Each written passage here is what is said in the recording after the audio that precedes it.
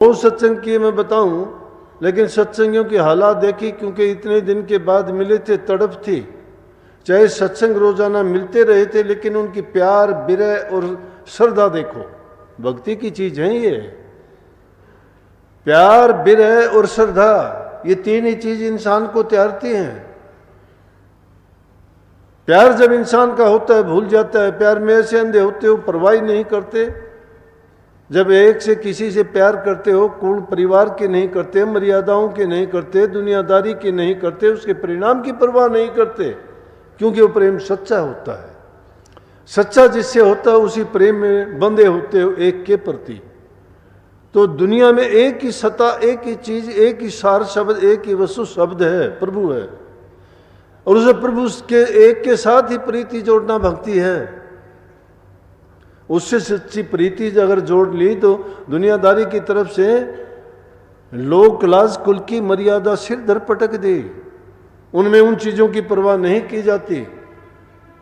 भक्ति के मार्ग में चलते हुए अनेकों प्रकार की बाधाएं आती हैं, बहुत आती हैं, लेकिन उन बाधाओं को सच्चे भक्त जो होते हैं वो गुरु के अर्पण करते रहते हैं। भला होता है तो भी भला, बुरा होता है तो भी बुरा, परवाह नहीं करते। कब तक परवाह करेंगे?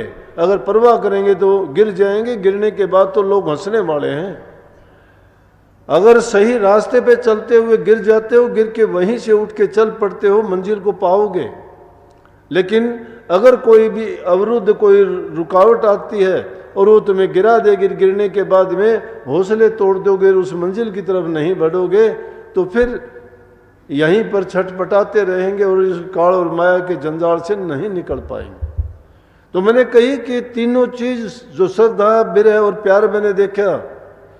सत्संग घंटा सवा घंटा जो किया, सत्संग करने के बाद भी मैं उठना चाहता था, संगत नहीं उठी। आरती, बेनती, प्रार्थना सब कर चुके, लेकिन संगत यूं की त्यों बैठी रही। क्यों? कि इतने दिन के बाद मिलके बैठे थे। मैं कहता रहता था कि भाई वो दिन आएगा। इंसान को कभी दुख आए तो ये नहीं सोचना सुख नहीं आएगा, आएगा। हर दुख के बाद सुख आता है। रात जब आती है ये मत सोचना कि सुबह का उजाला नहीं होगा, सूर्य उदय नहीं होगा। निश्चित रूप से रात का अंधेरा छट जाएगा, सुबह का उजाला होगा, सूर्य निकलेगा। दुख की घड़ी बीत जाती है, सुख आता है। लेकिन उस दुख की घड़ी में कोई लड़खड़ा जाता है, कोई छटपटाने लगता है और कोई संयम को खो देता है, तो उसका उठना बड़ा कठिन है।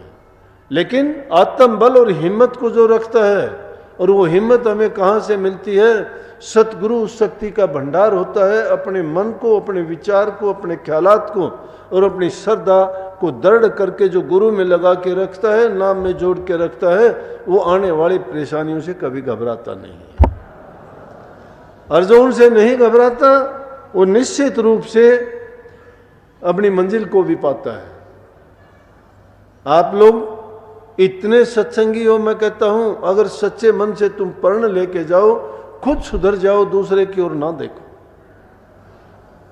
खुद सुधर जाने का मतलब है कि अपने ही परिवार को सुधार दोगे। आपकी ये शिकायतें नहीं रहेंगी कि मेरा बच्चा कहा नहीं मानता, मेरी लड़की कहा नहीं। मैं कितने बच्चे, नौजवान, उनके माँ बाप बेचारे लेके आते हैं, परेशान होते हैं किसी न किसी कारण से। और उनका कारण क्या होता है कि बच्चे उनसे पलायन कर जाते हैं, माँ बाप की आज्ञा का पालन नहीं करते। वो हालात किसने पैदा किए? हमने पैदा किए। संस्कार नहीं दे पाए हम, उनको अच्छे गुण नहीं दे पाए, समय पर उनकी संभाल हमने नहीं की। हमने उनको आज़ादी दी, लेकिन उस आज़ादी को हमने सही ढंग से नहीं, बल्कि उनको दुरुपयोग करने के लिए छोड़ दिया। किसी भी चीज को, अच्छी चीज अगर बनाना चाहते हो, उसकी चौकीदारी, उसकी पहरेदारी, उसकी रक्षा इंसान को करनी पड़ती है। जब कभी उस पर कोई किसी प्रकार का रोग, कोई दोष, कोई उस पर ऐसी चीजें उसको घेरने लगती हैं, तो आपको उनको हटाना पड़ता है। रखी हुई चीज़ों पे अनेक प्रकार के उस पर आवरण चढ़ जाते हैं, धूड़ी जम जाती है।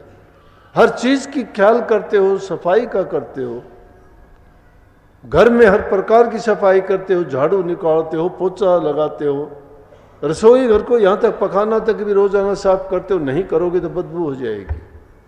शरीर को सब हर प्रकार से आप स्वच्छ रखते हो, लेकिन मन की स्वच्छता ऐसे नहीं होती। मन दूषित हो जाता है, बाहर की स्वच्छता क्या काम आएगी। मन को दूषित होने से किस चीज से बचाओगे? उसके लिए तो प्रभु के नाम का सुमरण है। वो नाम हर चीज को पवित्र करने वाला है। कितने बीते समय में कैसे कैसे दुष्ट, पापी, चोर, ठग, लुटेरे हुए, कैसे कैसे थे, लेकिन संतों की शरण पाके पल में कैसे सुधर गए वो। क्योंकि उन्होंने संतों के संग में जाके संतों के वचन की पालना की, उनके दर्शन का लाभ उठाया, उनमें अपना विश्वास कायम किया। जिनका विश्वास नहीं होता उसके घर में तो खुदा उन नौकर बन के काम कर जाए तो भी वो दर्शन से वंचित रह जाएगा। लेकिन जिनकी परखने वाली आंख होंगी वो उसे पत्थर में भी पैदा करके उनसे काम करवा लेगा। करवाया। नामदेव ने पत्थर को दूध पिलाया, धन्ना भगत ने अपनी खेती का काम करवाया, सैन भगत ने राजा की जाके मालिश करवाई, नामदेव ने पत्थरों से पैसे मांग लिए, किसने नहीं। रविदास जी ने कठौती में से कंगन निकाल के दे दिया राजा को। किस काम क्या करते थे? कोई विश्वास करेगा कि एक आदमी काम ये करता है जिसको रोटी कमाने तक का भी जुगाड़ नहीं और वो उसमें से कंगन निकाल के दे दे? इसका मतलब ये दुनियादारी की चीज़ें जिनके लिए हम भाग दौड़ करते हैं, जिनके लिए हम तड़पते हैं, जिनके लिए हम खोटे मंदे कर्म करते हैं, पाप कर्म कर जाते हैं, जिनके लिए हम चतुर चालाक बनते हैं और छल करके दूसरे लोगों का अहित कर देते हैं, उनको दुख देते हैं, वो आदमी सुखी कैसे रह सकता है? अगर अच्छा बनना चाहते हो अच्छे कर्म करो। बात सोचने की है। छोटी छोटी बात के लिए ऐसे ऐसे पाप कर्म कर जाते हैं कि वो चीज धरी की धरी रह जाती है, लेकिन पाप कर्म ऐसा ओढ़ लिया कि यहां भी सजावार बन जाते हैं और आगे भी जाके नरकों में ठिकाना मिलता है। इसलिए अच्छे कर्म की शुरुआत से ही आप भक्ति के मार्ग पर चल सकते हो। अगर कोई ये सोचता हो कि मैंने गुरु से नाम ले लिया, मुझे नाम मिल गया, मेरा कल्याण हो जाएगा, नहीं।